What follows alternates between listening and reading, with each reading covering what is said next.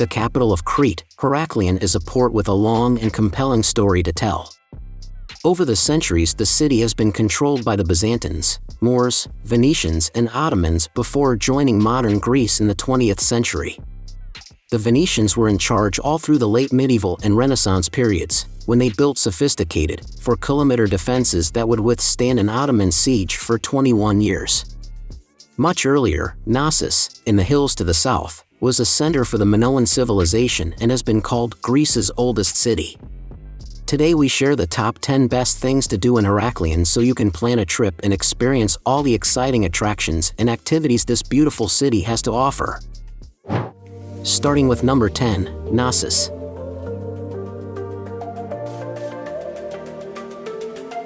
At semi-mythical Knossos is a Bronze Age city and palace built by the Minoan civilization. The site has been inhabited for around 9,000 years and reached its zenith about 2000 BC when the palace was built. You may know Knossos from the many Greek mythological figures associated with the city and palace, like King Minos, the Minotaur, and Daedalus and Icarus. Investigating the labyrinthine ruins of the palace on Kefala Hill, you'll learn about ancient earthquakes and wars, and see the highly sophisticated architecture furnished with plaster, beams, light wells, drainage, and water supply systems. At number 9 is the Heraklion Archaeological Museum. Finds from Minoan sites all over Crete have been brought here, and many of the exhibits are masterpieces of ancient art. One breathtaking example is the iconic and life-sized Prince of the Lilies, from the fresco at the entrance to the Palace of Knossos, composed around 1600 to 1500 BC. Or there's the Phaestos disc from the palace of the same name, a clay disc 15 centimeters in diameter, covered with 241 tokens, the meaning of which is still disputed today. Other extraordinary works include the snake goddess figurines, the bee pendant from Malia, the mesmerizing bull's head rhyton from Knossos, and a huge array of decorative weapons, pottery, frescoes, clay figurines, and gold jewelry. At number 8, Old Town.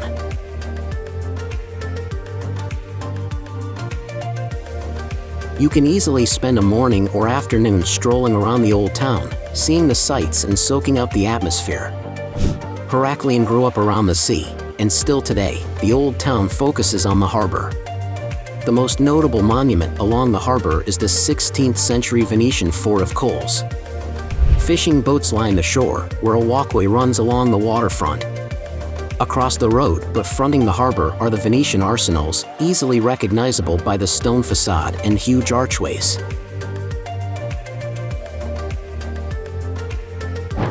At number 7, Koules Fortress.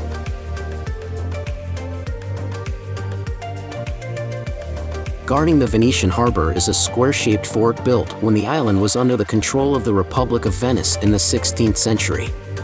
Koules Fortress went up between 1524 and 1540 and took the place of an earlier fort built after the Venetians first took Heraklion in the 1200s. It's no mystery why Koules Fortress has stood the test of time, as it was built to last, and has external walls up to 8.7 meters thick. The building was involved in the second longest siege of all time, during the Siege of Candia, Heraklion, when the Ottomans were at the gates for 21 years from 1648 to 1669 before the city finally fell.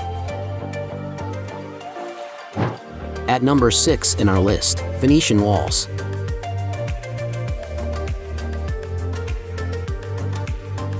Heraklion has had a wall of some kind since the First Byzantine period beginning in the 4th century. This was bolstered by the Moors in the 9th and 10th centuries, and again by the Byzantines after they retook the city. But it was the Venetians, responding to the growing threat from the Ottoman Empire, who went the extra mile.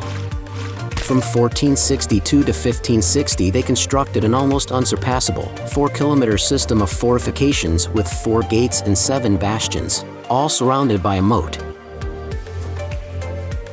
At number 5, Morosini Fountain in Lion Square.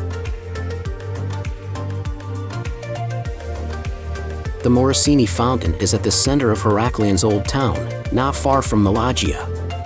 It's an ideal place to orient yourself as you explore the warren of streets in the surrounding area. Dating from 1628, this fountain, surrounded by mature trees and cafes, is the center of action in the old city. When the weather is warm, you'll almost always find a lively scene of locals and tourists enjoying the surrounding cafes and ice cream shops. In the evening, the square around the fountain hums with people enjoying the nearby nightlife. At number 4, Cretaquarium Thalassocosmos.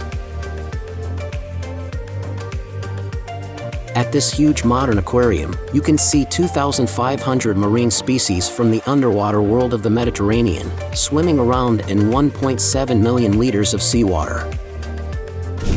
A fascinating day out for kids and adults alike. It has 32 vast glass tanks displaying everything from hunter sharks to minuscule seahorses, jellyfish, turtles, lobsters, and octopus, all in beautifully lit turquoise seawater against a backdrop of rocks, sand, and seaweed.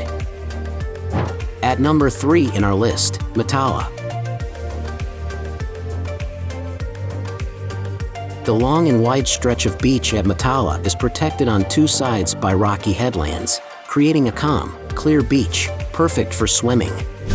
On one side, the rock face is riddled with caves, which make this one of the most unique beaches to visit on Crete.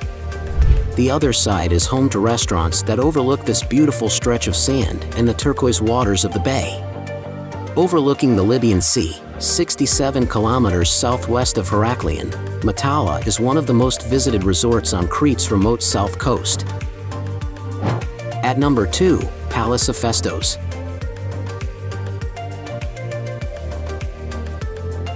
Phaestos is another magnificent Minoan palace, which some people prefer to Knossos, as it is unrenovated and more atmospheric.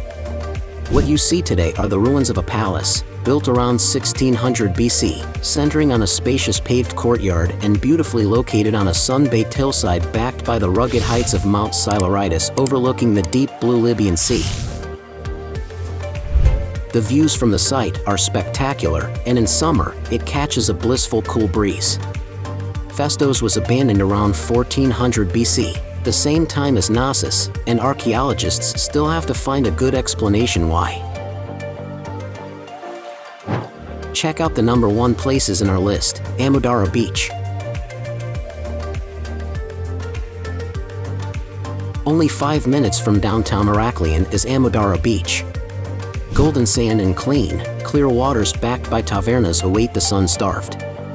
Small to medium-sized waves, perfect for bobbing about in, are usually common here as is a cooling breeze.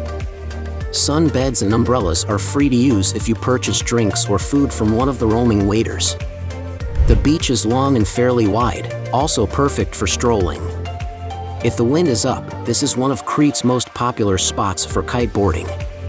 A kite school offering lessons and rentals is located right on the beach should you wish to try your luck at this fast-growing, adrenaline-pumping sport. Now it's time to hear from you. What's your favorite things to do in Heraklion?